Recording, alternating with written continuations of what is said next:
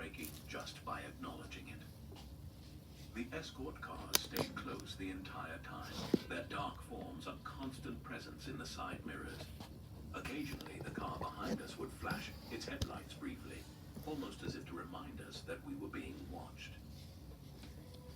When we arrived back at the mansion, the sun was setting, casting long shadows across the sprawling estate. The entire property seemed to loom over us, its massive gates and towering walls exuding an air of secrecy and power. The guards were already waiting, their faces as blank and impassive as before. They took over immediately, their movements precise and practiced as they unloaded the trailer. I watched them work, my stomach churning with unease. They handled the cargo with a sense of urgency, their eyes constantly darting around as if they were afraid of being watched themselves. My partner stood beside me, his body rigid and his hands shoved deep into his pockets. He hadn't said a word since we pulled into the driveway, and his silence was beginning to unnerve me. As we waited outside, I couldn't help but feel like the walls of the mansion were closing in on me. The air was heavy, suffocating, and the faint sounds of movement inside the house only added to my unease. The longer I stood there, the more I felt like I was being swallowed whole by the weight of it all. Finally, after what felt like hours, the guards returned. One of them handed us 2 envelopes, each containing the second half of our payment, another $500,000. The total was now $1 million each, just as promised. But as I held the envelope in my hands, the weight of what we'd done began to sink in. The money felt tainted, like it carried the guilt and fear of whatever was in those trailers. I looked at my partner, who was clutching his envelope tightly, his face pale and drawn. "We're done, right?" I asked, my voice barely above a whisper. He nodded, but there was no relief in his expression. "Yeah," he said, "we're done." We climbed into the cab of the now empty truck, ready to head back to the facility in Detroit. The process at the mansion had been the same as before, cold, efficient, and devoid of any explanation. But something was different this time. The 2 escort cars that had flanked us during the first trip and accompanied us to the facility earlier were now gone. Their absence was stark, almost jarring. Without their constant presence, the drive felt unnervingly quiet, as if we'd been abandoned. The cab was filled with an oppressive silence as my partner and I pulled out of the mansion's long driveway and onto the dark highway. I glanced in the mirrors instinctively, half expecting to see the black vehicles trailing us. But there was nothing, just the empty road behind us, stretching endlessly into the darkness. For the first time during this job, it was just us. The absence of the escort cars should have been a relief, but instead it made me feel exposed, vulnerable. The weight of the previous trips, the locked containers, the muffled cries, the constant watchful eyes, was now replaced by a suffocating sense of isolation. The truck, now devoid of cargo, felt lighter, but that only made the journey more unsettling. The hum of the engine seemed louder, more pronounced, filling the void left by the absence of the sounds from the trailer. The rhythmic banging and muffled cries were gone, but their echoes lingered in my mind, haunting me with every mile we traveled. My partner was unusually quiet. He kept his eyes fixed on the road ahead, his hands gripping the wheel tightly. I could tell he was trying to process everything, just as I was, but neither of us dared to speak. What could we even say? The job was done. The money was in our hands. But the questions, the doubts, remained. The highway stretched on in eerie silence, the truck's headlights illuminating the empty road ahead. It was as if the world had been swallowed by the darkness, leaving just the 2 of us to navigate this endless void. When we finally reached the facility, it was nearly midnight. The floodlights cast harsh shadows over the lot, illuminating the guards who were waiting for us. They moved quickly, taking the truck without a word, their faces as expressionless as ever. We climbed out of the cab, our legs stiff and heavy from the long drive. One of the guards approached us, handing over a set of papers to sign. The process was mechanical, impersonal, as if we were just another cog in a machine. After signing the paperwork, my partner and I stood there for a moment, neither of us knowing what to say. The weight of the week hung heavy between us, unspoken but understood. Finally, he extended his hand, his grip firm but brief. "Take care," he said, his voice low and straight. "You too," I replied, nodding as I watched him walk away. He disappeared into the parking lot, headed toward his car without looking back. I stood there for a moment, watching him go, before turning and making my way to my own car. The drive home was long and quiet. The streets were empty, the city asleep under the blanket of night. The envelope sat on the passenger seat beside me, its weight a constant reminder of the past week. I glanced at it occasionally, the sight of it filling me with a strange mix of emotions, relief, guilt, and an overwhelming sense of dread. By the time I pulled into my driveway, the exhaustion had caught up with me. I turned off the engine and sat there for a moment, staring at the darkened windows of my house. No. My No was kids asleep in the inside, trees. blissfully Watch out. unaware of what I'd been through. Once inside, I placed the envelope on the kitchen table and sat down across from it. The silence of the house was deafening, the stillness amplifying the turmoil in my mind. I stared at the envelope, the stack of money inside representing not just a fortune, but also the weight of everything I'd witnessed. I should have felt relief, maybe even pride, at having completed the job and earned such an enormous sum. But all I felt was guilt.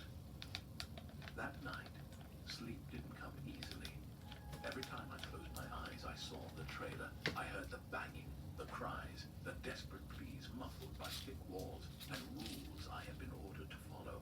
My mind conjured images of what might have been inside, terrible, unthinkable things that I couldn't push away. In a desperate attempt to quiet my thoughts, I turned to the internet. I started searching for anything that might explain what I had witnessed. I typed in keywords like Diddy, trucks, and deliveries, hoping for something, anything, that would make sense of it all. It wasn't long before I stumbled upon a video. A woman named Allie Carter was speaking directly into the camera, her voice trembling with emotion. She talked about being locked in containers, transported like cargo to parties where unspeakable things happened.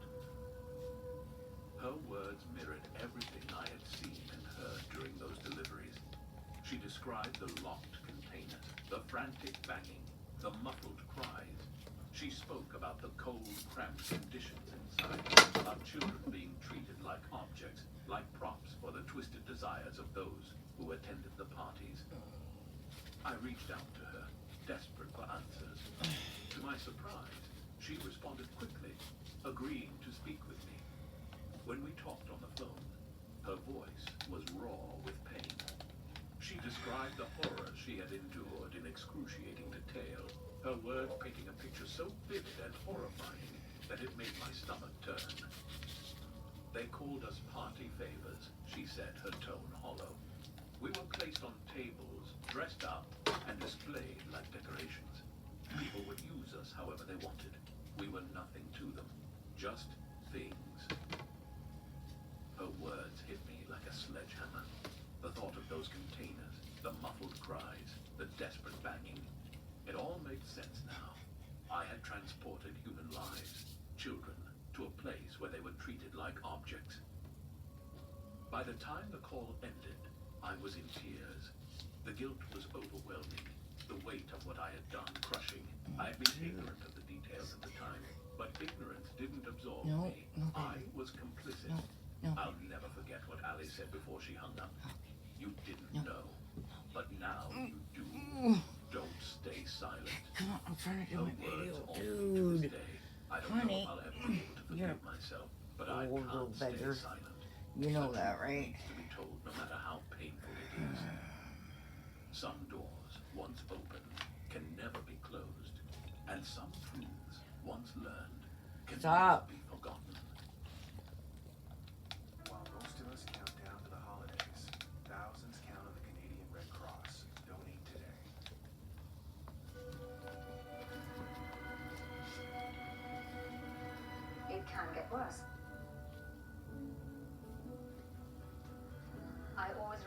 Sensodyne. It works. And shoot.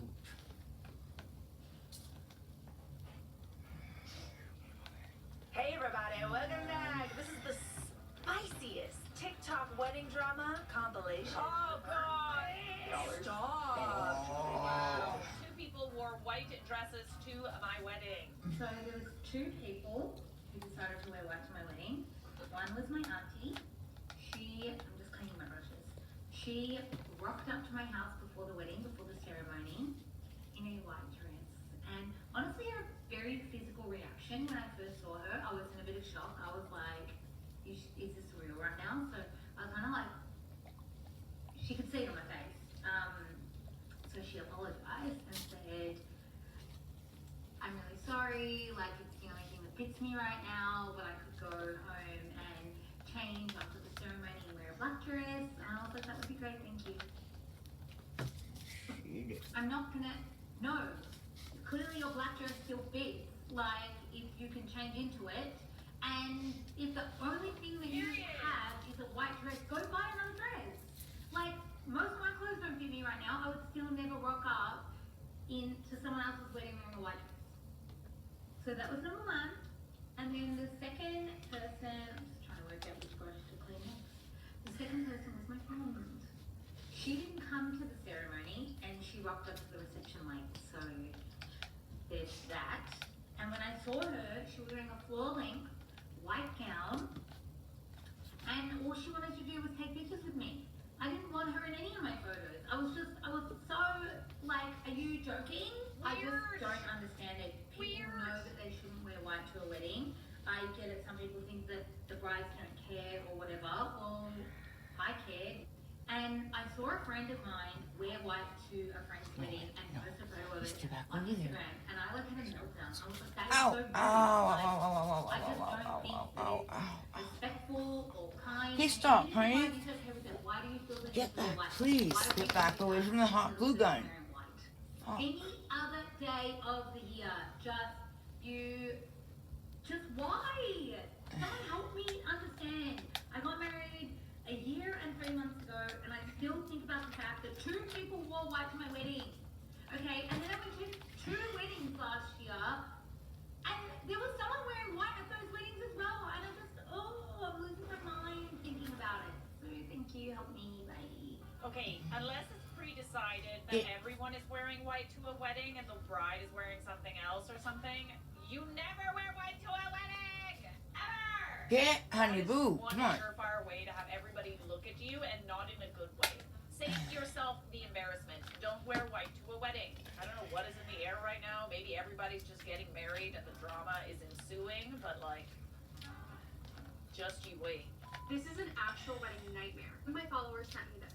Dear Laura, I've been following your videos about adult-only weddings, and here's another cautionary tale of what happened at my wedding in case any of your followers or clients are on the fence. Feel free to share. I had my wedding this past January. I was all about kids coming to my wedding because I was of the opinion that weddings are family affairs and everyone should be welcome. My venue did not allow for hard liquor, but we were able to serve beer and wine. Please My venue don't. was really strict about this and said that anyone breaking the rules would result in us getting our wedding shut down without a refund. I was pretty stressed about this because my husband had some groomsmen that were big party guys, and I was worried some of the groomsmen would sneak in flasks and get us shut down. So I really drilled it into them that this could not happen. The day of my wedding, everything was fine. Honestly, none of the kids were bad at the ceremony. It wasn't until we got to the reception that everything went downhill. We were like 30 minutes into dancing and everyone was having a great time when the owner of the venue who lives on the property came up to me with my 2 teenage cousins in tow. She said she saw the boys drinking in the parking lot, and when she asked them for their ages, they had told her they were 22. But then she asked for IDs, and that's when they confessed that they were actually 16 and 17. She said we had to shut down the wedding and get off her property immediately because she wasn't going to be liable for underage drinking. And as the bride, I would be absolutely furious, but as the venue owner, I totally understand where she's coming from. I started crying hysterically, and the parents of the kids started apologizing to the venue owner, but she didn't listen, and she had us shut down. After the wedding, I asked the parents of the boys to reimburse me for the hours lost at my wedding, and they refused. When I told them that I'd be taking them to court, everyone in my family threw a fit about how I was being unreasonable, how they were family, and I was potentially going to ruin my cousin's future and chances of them getting into college. I honestly don't know what to do. I've been so depressed and angry. If you have any advice, let me know. Honestly, I'm not sure what you can do from a legal standpoint. I would definitely consult a lawyer, or if anybody has any advice honestly, if this was me, I would completely cut ties with those family members. Those actions and then those reactions to their actions were such a form of disrespect. I wouldn't want those people in my life. You have any wedding nightmares? Send them to me. I'm thinking of making this a series. Holy cannoli. Okay, no kids. Got it. Good advice. Good advice. Imagine you ruining someone's wedding because your kids are just so unruly that they just went and drank despite everyone telling them not to and knowing not to and then not paying for the money lost. Like, how are you not embarrassed? Taking them to court isn't ruining their futures. Yeah, that's a good point. Why did they say that? She's not pressing charges. She's asking to be reimbursed for a very expensive event they ruined. All of this could be avoided if you just paid for it. My payments would have made me get a job and work a payment plan out with the bride. Zero respect for her, so sad. Yeah, honestly, it just kind of goes to show how these kids are being raised. This girl wore a legit white dress to my friend's wedding. Oh, with the puff sleeves and everything. I guess it's not a dress. It looks like a dress. Oh, okay. Trouble brewing. Also, question, why is the groom dressed as Mario? Like, is that the groom? I'm also very confused about that. Like, I feel like we're past the point of being like, hey, don't wear white to the wedding. Everybody knows.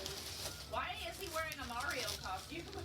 Okay, but why was the groom dressed as Mario? Because it's fake? Oh, it's fake. Who stages a fake wedding? It just doesn't make sense that the bride would be upset with the girl wearing white and not the fact that her groom is wearing a Mario costume. I need to investigate this. Was this for clout? Here's the story that I'm about to share. So 2 days ago, that went viral on my TikTok about the girl wearing a white dress. It was her friend's wedding. I know her for about 8 years. And when I received the invitation, the vibe of the whole wedding was forest, fairy. So they were like, hey, suggestions on colors, green, brown, Stop ripping my rug up. like earthy, No. colors. Bad. Don't do that. So, but when we got God to the wedding, dang, dog, you're ruining my rug. it was late, and everybody was talking about this lady wearing Oh this my gown. God. Like, my friends, Fucking close scissors. friends came to me. They're like, "Oh my God, have you seen this girl wearing a dress?" Everybody was talking about this. Like, nobody told her there because like they didn't want to ruin the wedding and didn't want to ruin the vibe. God damn it. Everybody was talking about it. And actually, one of the workers from the venue came to my fiance and asked if she was a bride. That was before the actual bride came out. So there was multiple people that confused this lady with a bride because from far away she looked like a bride. So the bride was extremely upset because she saw this lady wearing a gown even before her official walk to the altar, and she told her groom, her husband, and I guess nothing has been said to this lady because they're like really close friends of the groom, and my friend who's a bride didn't really know them so much, so nobody wanted to cause drama, everybody wanted to have a good time, but she was really upset. And there were 2 more people who wore a white dress. One of them was bride blonde, which is uncomfortable, and another one was another girl, and she wore like a short bandage dress, and it was like not super cool, but it was fine. Like this particular lady wore a full-on gown that looked like a legit No, baby, wedding no. dress, like definitely No, a wedding don't dress. do it. No, And I think thank it's you. pretty well known around the world that you're not supposed to outshine the bride and first of all wear white, second of all wear a white gown. I mean like that's just ethical standards. So this lady actually created a TikTok and she made her whole TikTok account about this white dress, which is in my opinion is a genius way to launch a new TikTok account. And she's saying that she was given a couple different color options and white was one of them. White might have been on the vibe palette of the wedding, but it's a common sense you to not pick a white color as a guest, a female guest. This is just a common sense, I'm sorry. And after this video hit 20 million views, I'm sure this lady found out and she told her husband, and her husband told the groom, and the groom sent me 3 voice messages with direct threats, like absolutely disgusting, nasty messages, which we will take care of, obviously. And last thing I want to say is, I did not in any way plan to offend this lady or disrespect her. The video I posted was basically saying, look at this girl wearing a white dress. No bad words, nothing. She did get a lot of hate, like some comments were very hateful, I deleted them all, but she does not deserve being hated so much. It's just a stupid, funny story. So the moral of the story, if you ever get invited to a wedding, and if you're a girl, make smart choices.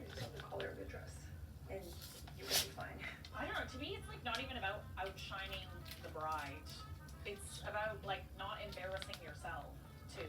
Like it's just, yes, it's disrespectful, but it's also like you're walking into the lion's den by wearing white to a wedding. I'm invested. I don't know about you. Oh goodness. She posted. I came to the wedding in white. Guess what happened?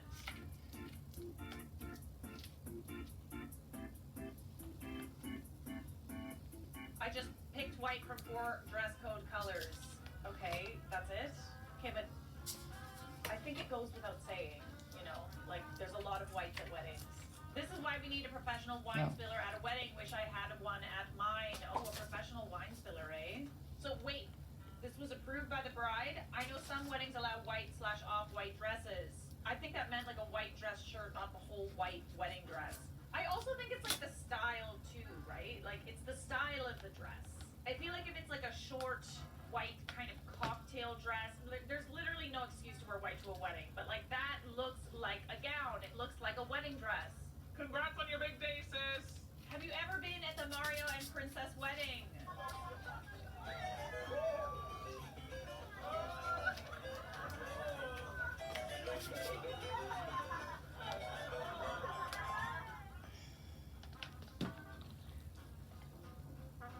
Okay, so it was planned.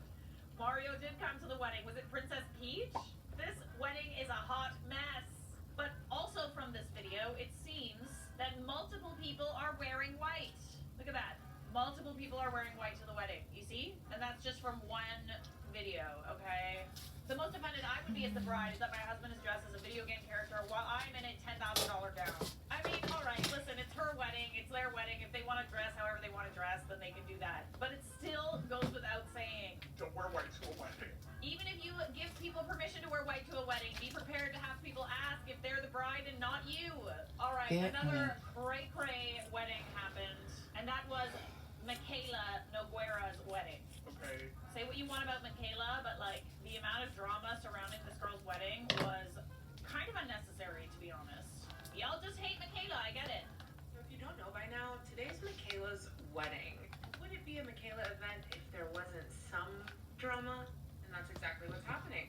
An alleged friend posted this on TikTok or social media in general and said that they received a save the date from Michaela and Cody for the wedding, but never got the invite. The save the date was supposedly sent to them in November, and they basically waited for a invitation, and it never came. So the problem is, not only did they upload this part, but they also posted the other side of the invitation or the save the date, where it had a lot of the information of where the wedding was going to be held, the types of hotels that people should stay in, and pretty much one of those hotels will be where Michaela is staying. So technically, a friend doxed Michaela's wedding location. And the problem comes from the fact that that friend reached out to Michaela, and Michaela left them on red. So they're basically saying she cut a bunch of her friends from the wedding. So she You're a invite a bunch freaking of douchey, influencers dude. to the Why do you wedding. gotta do And this? The entire thing is basically just a brand trip for Michaela. Ethan posted this. It's a text message to Michaela saying, "I see right through you. Just so you are aware, to send someone a save the date, then not send them the invitation is incredibly classless. You ghosted me to avoid sending me an invitation to your influencer wedding. That's some foul. I believe in karma, and she sure will get you one day. You'll look back at your wedding photos in 10 years from now and deeply regret inviting all of those internet strangers that you didn't even know. I truly hope wasting this very special day on a bunch of fake friends is worth it to you."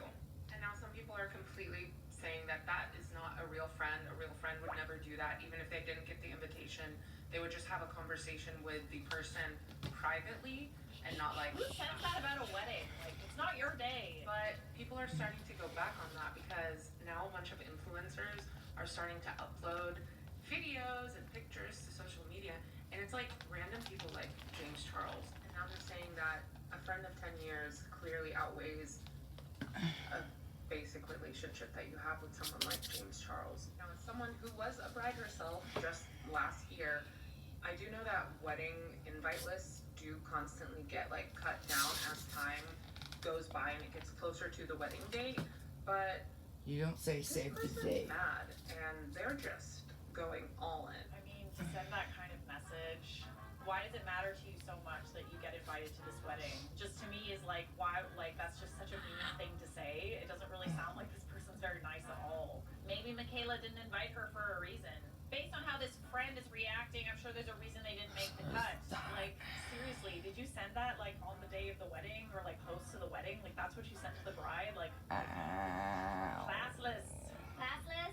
Don't be sending hate messages to the bride right before her wedding. Like, come on. That message sent to Michaela is exactly why she didn't get an invitation, period. Like, bro, chill out. It's just a wedding. And that, ladies and gentlemen, is why she didn't receive an invite. She isn't a good friend.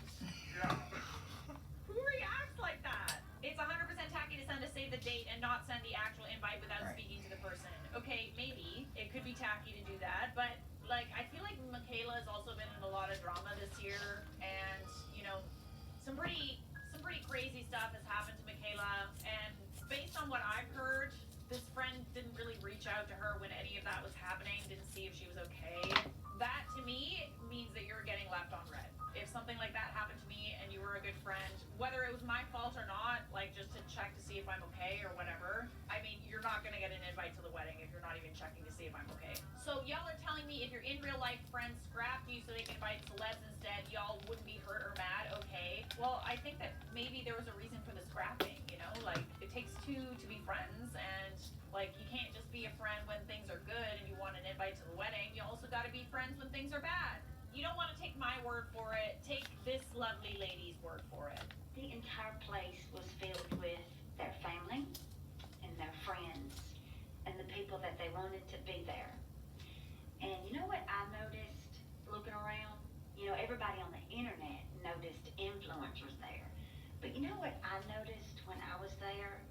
Is I noticed that everybody, you know, as a creator that was there, was everybody that had been supportive of Michaela and Cody thus far.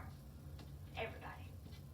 You know, the day before Michaela's wedding, some person came on the internet and gave a The lady's day story before. that he'd been friends with Michaela for 10 years, received a save the date, but never got an invite. And then texted Michaela, and Michaela ignored her. So she decided to come on the internet and tell everybody how horrible Michaela was for doing that. Of course, everybody believed her. They ran with that. They believed her for two things. They believed her because they wanted to believe her because it made Michaela look bad and they liked that, or either they believed her because they were that gullible. I'm not going to listen to anybody that comes on the internet trying to make somebody look bad the day before their wedding. I don't think I would call that a friend, would you? Nope. Anyway, so it's been disheartening to see all of the uproar and assumptions and rumors surrounding Michaela's wedding because none of them were true. Michaela did not boot family or friends off of the guest list for anybody. You know, the place was huge. She could have added 200 more people there if she wanted to, but she didn't. You know why? Because it was the most intimate and romantic wedding that I have ever been to. And I know that Michaela and Cody had the people there that they wanted, that have supported them the entire time. People like to look at it as, oh, look at the influence. Do people not realize those are Michaela's friends? Her own maid of honor is also a very large beauty creator and a good one at that. These are her friends and companions, people that have been there. You know, that friend of Michaela's that was so upset, you know, nobody's seen her before. Where was she at this past year when every time you turn around somebody was trying to bring Michaela down? Did that friend start making videos protecting Michaela? No, she didn't. That's not a friend. So I ain't gonna believe anything somebody says like that, you know? So, if people choose to believe those ridiculous rumors and accusations, that's on them. But I just wanted to thank you for seeing that in the video. It was exactly what Michaela and Cody needed and wanted. It was a perfect day. And they're probably off in wedding bliss right now, living it up, as they should. Period. Literally. So yeah, lots of people dislike Michaela. Lots of people, you know, wanted to bring her down about her wedding, including this person who was supposed to be her friend, or claimed that they were really good friends. But like, I mean, at the end of the day, if you don't get an invite to the wedding, You just didn't make the cut. I know if I had a wedding, I would want every single person who's shown me kindness there, and every single person who hasn't supported me would not be invited. That's just the way it is. Nobody wants to be around bad feelings or mean people or people that you feel some type of way about on their wedding day. It's your wedding, you're paying for everybody to be there. Right? She's gonna invite who she wants. God, I'm gonna get your accent now. I wish I had her accent. Let's end this on a high note, shall we? When you have been together for 15 years.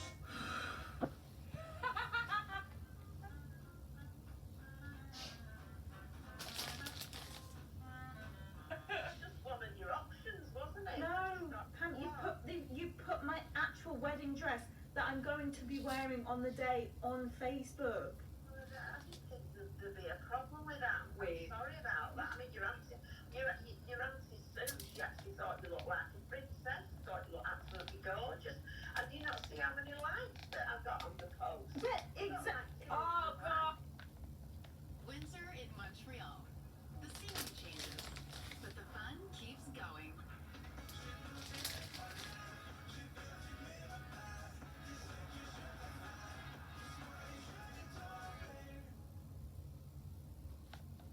Sorry, I just wish that you would have told me or asked me permission before doing that, because it's quite invasive. That's my actual wedding dress, and you've got the man I'm marrying, your son, you've got him on Facebook. I'm having to change my wedding dress now because of what you've done. You don't have to. Heads would roll.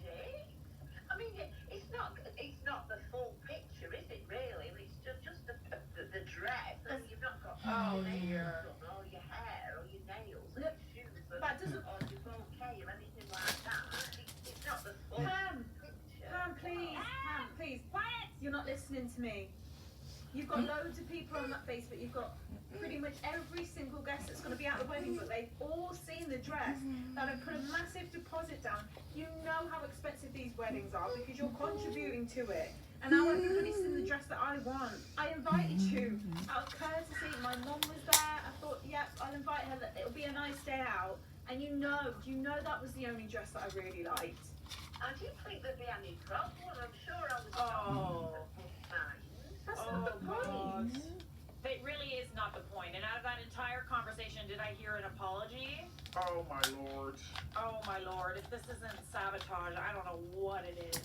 Like just carelessness, sheer stupidity. The groom, most especially, Let's go. is not supposed to see you in your wedding dress before you walk down the aisle. But haven't you seen how many likes I've got? Yeah, good for you. Yeah, freaking good for you, dude. Good for you. Okay, in case anybody is confused about this, and you get invited to go with a bride, wedding dress shopping, you have been courteously invited. It means you are close to her. It means she trusts you. And it means that you are not going to show anyone the wedding dress. Most of all, you are not going to post it on social media. I like how she still has it up. Like she's like arguing with you. You're telling her that it's not okay, and she still wants to keep the post up. Like, Oh, brother. she should pay for a new dress. That's literally what she should do. She should pay for a new dress. Set up a GoFundMe. I will contribute to your new wedding dress, as will I. Is there a GoFundMe? Let me see. I don't see it. It's her most recent video. But hey, listen, girl. Do you see this video? You need someone to buy you a new wedding dress. It really should be your mother-in-law, but I'll help you out. Your fiance needs to be handling this, his side, his fight. Yeah, heads better be rolling right now. Like, that is a major boundary crossed. If your fiance doesn't handle this, do not marry him. You will never know the peace if he doesn't stand up for you now. Not a moment of peace. Pam is wrong, but buying a new dress is dramatic. Do you like it? I don't get it. She's either completely clueless or massively gaslighting you. I mean, could be a little of both. Oh no, the cake. Oh, the dress. Oh, the face. Oh, not the face. What are you doing? What are you doing? No, don't do it. Yeah, a little bit.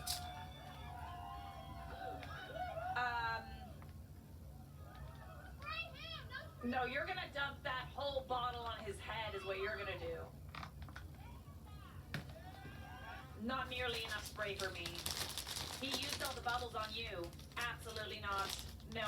Like, it's not as bad as cake smashing, like shoving someone's face in a cake or shoving cake, you know, in their face. But it's up there. Like, you're in Lake Como. I'm guessing this wedding was expensive, as was the dress and the makeup and the hair. And he just ruined all of it. What you're gonna do is you're gonna throw him in Lake Como. Like, she's smiling and she's pretending to be okay with it, but inside I know she's dying. I'm dying. I'm dying inside. Divorce. Immediately. Day 1 of the honeymoon, I'm getting canceled on the internet for having fun with my wife. Well, it's not exactly having fun with your wife. Like, I feel like we can have fun without ruining a wedding dress, her makeup, her hair, and let's not forget kind of embarrassing her too. I'm guessing the bride don't give it because she cheated right along in this photo. The groom posted it to his Instagram story saying, Day 1 of honeymoon, I'm getting canceled on the internet for having fun with my wife. This is not my way of having fun, but you do you, boo. Yeah. Also, why does it